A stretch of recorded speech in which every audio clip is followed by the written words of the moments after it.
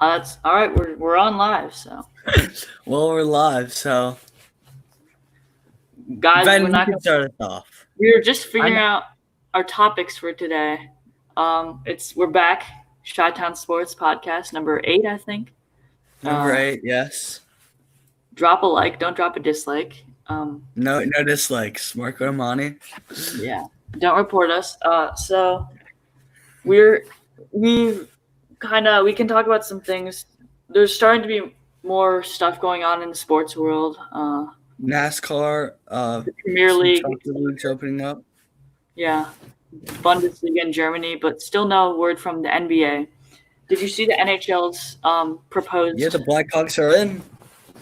That's crazy. They're like the worst team to ever make the playoffs. So they're the 12th Yeah. seed. The NHL's for anyone who doesn't know, the NHL is doing a 24-team playoffs with the top 8 safe, and then there's going to be a 16-team tournament. Brad, for the Brad. Mm-hmm. Sure. So there's like a 16-team play-in just to get to like the top 16, and the Blackhawks made that. They're the 24th team out of 24 teams, so that's kind of good for Chicago. Yeah. We don't really care about hockey that much. I mean, that's probably the least favorite of the big four sports, but I'd watch it probably. The hockey games, going to games, hockey games are my favorite games to go to. Really? I love that hockey games. Yeah, when I went which is kind of weird because I never watch hockey. I only really watch football, basketball, and occasionally baseball. But yeah. Yeah, well, I'll watch hockey if it's the only thing on. So I would be. But the Bulls are so bad right now. You don't even watch them. The Bulls are bad. Like, the Bears won't make the playoffs. Even if the Bears are absolutely horrible, I'll never miss a Bears game. But yeah, still. I don't think any Chicagoan misses a Bears game if they care about sports. It's just It's one of those. Never miss a Notre Dame or Villanova basketball game either. Or Notre Dame football, but you never okay. Well, I've missed. Will you miss a University of Michigan football game? I'll try not to, but I'll occasionally miss a game. Occasionally. Occasionally. How about we talk about? Let's talk about University of Michigan going for this up. Let's talk about University of Michigan for this upcoming year. What are your expectations for the football team? I was looking at their schedule the other day, and I saw someone predicted them to go on 9-3. I thought that was fair. I'm looking at our schedule. I mean, I feel like they could honestly go 7-5, worst case scenario. Michigan goes 9-3 almost every year. It's pretty much like every year at this point. So I'm looking at our schedule. We start off against Washington. That's a good team. That's a really good team. There's no way you win that. I'm just gonna be real. Okay, that's not true. That'll be a toss up. Then in Seattle, do you know how hard it is to play at University of Washington? It's tough, but Washington just lost their quarterback, Jacob Eason. I'll say this: you'll beat Ball State and Arkansas State easily. I think Wisconsin. That's going to be an L. You think that's an L? I think Wisconsin's good. I think they also have QB problems. So I think Wisconsin has a better defense than you guys. Michigan's schedule is really difficult at the start of the year. Penn State, no chance you beat them. Michigan State, you'll win. Minnesota, I don't think so. I would give us the win against Minnesota. Michigan hasn't lost to Minnesota in a long time. I feel like that'll be a very good game. That'll be like the Minnesota Penn State game of last year. Purdue's a win. You know how that game went? That was probably the most hyped 11 a.m. game I've ever seen. And Minnesota. We went downtown that weekend, and I remember I was watching. That was we were talking about it in the car, but I watched the whole. I woke up early enough that I watched like the majority of College Game Day, which is an incredible show. College Game Day is awesome. Yeah, we're at the Radisson, and watching a Minnesota team that was undefeated at the time but didn't have high expectations beat a solid Penn State team with that whole team will probably make the NFL was kind of shocking. And it was fun to watch. I remember their safety, Antoine Winfield, had 2 key interceptions, both near the red zone, and then Rashad Bateman made a couple of huge sideline catches, and Tanner Morgan put up a very solid stat line. So that's the only Minnesota game I really fully watched, but I mean that was a great game, and that was the first game in years that their stadium was sold out. And they beat Auburn in the bowl game, so they're going in. Yeah, they did. I watched that game too with Timbo Sports. I do remember that. PJ Fleck is an underrated coach. He got Western Michigan undefeated. He's a great coach. And he's now doing great things at Minnesota. Just want to shout him out because I feel like he doesn't get a lot. I'll say this. I think you guys will beat Purdue, Maryland, Rutgers, and Indiana. But there's no way you beat Ohio State. I don't think we'll beat Ohio State. But I do think that Michigan has a chance at going into the Ohio State game with 2 losses. I'd say one of our games against we'll lose. Ohio State is going to be the 1 seed this year. Probably. It's either going to be Ohio State or Clemson, in my opinion. Yeah. They'll be undefeated. In my top 4, Ohio State 1, Clemson 2, Bama 3, Florida 4. I have Florida making it. Everyone is LSU there, and random other teams. No, hear me out here. Hear me out. I think Clemson, Ohio State. I think everyone can agree they'll be 1 and 2. They'll blow everyone out. They'll win. They have an easy-ish conference compared to the SEC. But then, I think Auburn's great. Their best player isn't on the team anymore. Derek Brown got drafted number 7 to the Panthers. Bo Nix, I think, is greatly overrated. Sure, it was his freshman year. Ryan Seacrest. But I don't know who that is. But anyways, I don't know. I don't see Auburn beating an Alabama team in Tuscaloosa this year because, of course, it was at Auburn this prior year. But I have Alabama winning the SEC. But Florida isn't amazing. Florida doesn't have anything that jumps off the charts. Kyle Trask is a very solid quarterback, but he went in the last year being the number 2 or number 3 guy. Florida has Felipe Franks went down in the Kentucky game. He stepped up big. I mean, I think with a whole year of preparation behind him and a bunch of starts from this prior year, a veteran wide receiver group, I think they can rally to make their first playoff appearance. I think Florida will have to go undefeated if it wants to make the playoff because it has one of the easiest schedules I've seen. Its 2 hardest games are LSU and Georgia, but it doesn't have to play. LSU and Georgia are good. No, that's not an easy schedule. LSU and Georgia are good teams. Yes, but they're in their LSU. Many people have LSU making the top 4. I mean, Jamar Chase is the best wide receiver in college football since. Oh, what was his name? Well, he went to Oklahoma State. He went to the Jaguars. I'm blanking here. He was a complete bust in the NFL. I have no idea who you're talking about. But I don't think he's the best receiver in college football since I think Alabama's had Justin Blackman.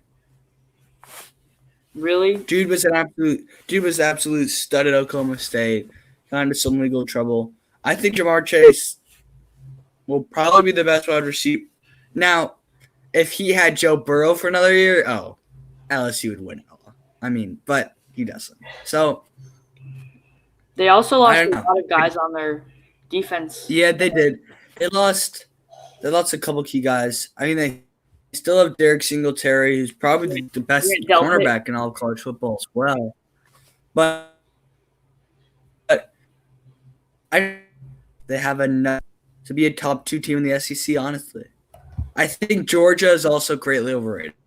Fans will have a hard time grasping with their team not making the playoff this year. But because they're talented teams. I don't know. I think this is a talented year in college football, but I just don't think. You think Florida is going to be the SEC team that gets in? I don't know. I think they'll make the SEC championship game as they usually do, but they don't lose to Alabama. What about Georgia? Convincingly. I like Georgia more than you do. Look a couple years back. If you look a couple years back. Okay. Jamie Newman threw like 20 picks in the ACC. Are you kidding me? But you kidding me? You can't throw 20 interceptions in the ACC and be considered a good SEC quarterback. SEC defenses are head and shoulders better than the ACC. ACC as a conference is really weak. It's Clemson. I don't know what happened to Florida State. I don't know what happened. Like half the SEC defenses. I mean, yeah, Florida State just fell off so much. They were with Jimbo I do Fisher. like the new coach though. The old coach. Who'd they get? I forget. They I fired. think Willie that was a good Taggart. hire. But he's from Memphis. I forget his name, but I don't know. Ben, what's your top four? I also have Ohio State at number one because they're returning a lot of key players. Although they did lose a lot of defensive talent, they do have Justin Fields. I have Clemson at 2. I don't know about Alabama, but I'll put Alabama at 4. And Yeah, three through 8 is honestly up in the air. yeah, I like a lot of SEC teams. I like Georgia. I think a lot of people. I honestly 3 through 9. But also, there's teams like Penn State and Wisconsin that could go really good in the Big Ten and then if they go undefeated or something, or like Wisconsin, if they go undefeated, maybe lose the Big Ten championship to Ohio State, do they get in as the 4? Or Mm-hmm. I mean, breaking news all of a sudden too. Premier League to return on June 17th. June 17th. Just for anyone that didn't know that. Yeah. If you're I knew it was coming in the next couple of weeks, but I didn't know it was June 17th. That's good to know. That's not that far off. For soccer fans, it's like Christmas. I love soccer games coming. I follow soccer kind of closely. I know that no one really cares about it in the U.S., but I do care about the Premier League. Yeah. I'd say it's so sad that the amount of money that U.S. soccer puts in to develop these kids, and we still suck compared to the rest of the world. It's just so incredibly sad. We put in Trinidad and more Tobago. money than any other country. The U.S. We probably put in 17 times the amount of money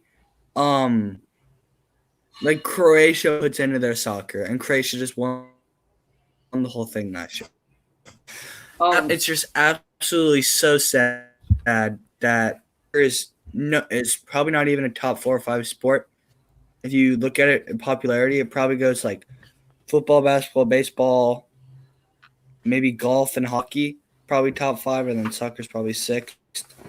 I don't know. Disappoint. It just doesn't. I don't know. But still, if you could get 20 kids, you could get 25 players, and just develop them for their whole life, like what China is. You just take them from birth, put them in the academies, train them to be soccer players, put all the money you have into them, and they still might not be Trinidad and Tobago. You never know. Trinidad and Tobago, that loss is just horrifying. The team and that loss will stick to U.S. soccer fans forever. It's just, missing the World Cup because you lose to a team like that. All they had to do was tie, and they couldn't even tie a team with a population, the country's population, 1 out of every 50 U.S. It's not even close. It's just incredibly sad. And yeah, but I don't know when the MLS will come back. We haven't really heard about that. So I wouldn't be surprised if the MLS folded. You think the MLS? They're expanding so quickly. They have 30 teams now. They're huge. Yeah. No one really cares. I will say that I occasionally will turn on ESPN and watch a few minutes of. If you look at the Atlanta club, which is a new team, and especially the Seattle and Portland team, their fans really care. Some towns have bigger. I watched one of those games. It was in Portland, I think. Those people really care, which is kind of weird that Portland and Seattle really care about soccer, but Chicago Fire, no one cares about. But yeah. I don't even know. And they're moving to Soldier Field. I don't know a single player who played in Chicago Fire. So yeah. And I used to go to those games when we got invited for the youth soccer league and stuff, and no one paid attention to the actual game. It was it was just you just went there to be have fun, I guess. No one cares about the team's success. Yeah, it's a little disheartening. Ben, any other topics? We did our whole NBA draft thing earlier, and we still haven't done that doc. I guess when you're on your road trip, if you have do you not have Wi-Fi? I'm gonna try. I'm gonna try to do something. But then I'll say this, Ben. We don't have to do 60 players because 60 players is a lot. Honestly, only 30 is fine because Yeah. there are always at least 15 or 20 guys that are not inside the top 20 prospects that get picked. Oh, usually at least 15. And you never So- know, like second rounders, it'll just be who we think. Yeah, I think we'll do top 30 because the top 30 players usually get picked. You never know. Occasionally they don't. They But- normally do, at least. But really quickly before we go, I want to get one sleeper player, second round guy that you really, really, really like. Hey, if he declares for the draft, you're gonna hate on me a little, but Isaiah Livers, if he declares for the draft, this guy can do a lot for a team. That he shoots really well, 48% from three last year, 6'7". He's a little slow, but he's good on defense, and he's explosive. He can get the crowd fired up with some dunks. I think a team should take a pass on him in the second round. I wish he'd come back to Michigan, because when he played on Michigan, Michigan was really good. So I'm just saying, like, I think he's really a good player to draft in the second round. Well, I don't know enough yet, but from watching a few Illinois games, and I know Ayo Dosunmu is not going to be a first round pick. I honestly don't think it would hurt him to come back this year. But I really like Ayo Dosunmu. I mean, the dude shot 48.4% from the field. Looking at his stats here now, 16-6. That's pretty impressive. 16-6. And he's an Carrying athletic guy. an Illini He's team athletic. to most likely a March Madness berth. Literally, the only other player that's NBA worthy on that team is Kofi Cockburn. You're playing Big Ten teams day in, day out with their whole starting lineup being NBA prospects. I mean, dude had a couple of huge games, got the W over Michigan State, suffered a gruesome injury. The only thing that I don't like is he shoots under 30% from three, which will definitely hold him back. I mean, the dude shot 35% his freshman year and then dropped off. What did he shoot as on his free throw? That's not that pretty. His free throw percentage did go up to 6%. Free throw 69.5 and then 75.5. That's not great. Sophomore year. But I don't know. As an overall player, I think he's very talented. He was a high recruit coming out of Morgan Park at high school, and he came up big in some big games.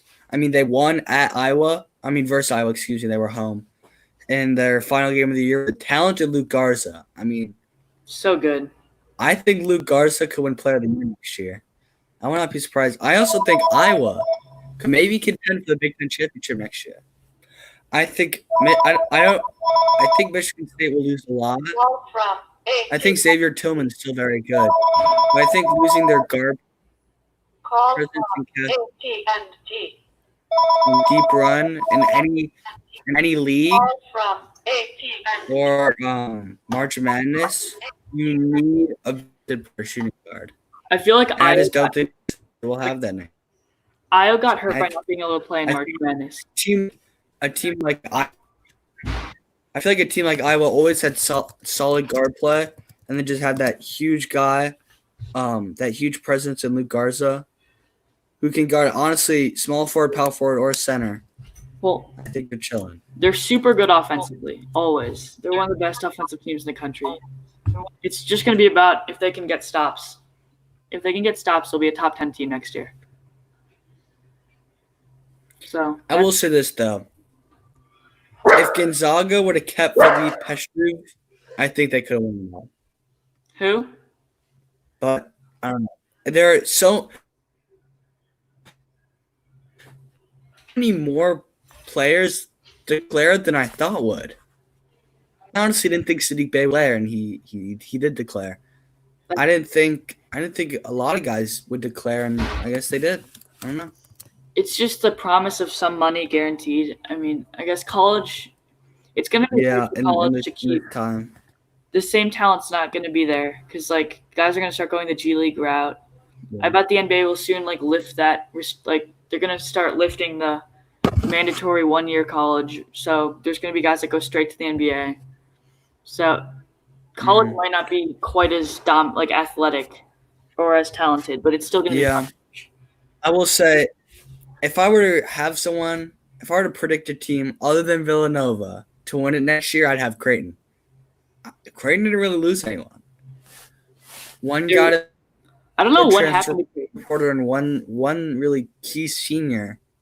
But I mean, they returned 8 or 9 very solid players that led them to a number 1 seed heading into the Big East tournament. I mean, I don't know. Creighton was crazy because they were kind of they weren't that great early in the year, and then they just got crazy hot. They went from a 5 seed to just 1 seed randomly. I don't know if it's going to keep going. We'll just see. We'll see.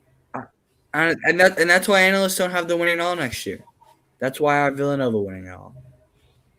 Well, Sadiq Bey left, so that's well, he hasn't left officially. He's testing the waters, but I assume he'll leave. Everyone has. Ben, really quickly, I want to get.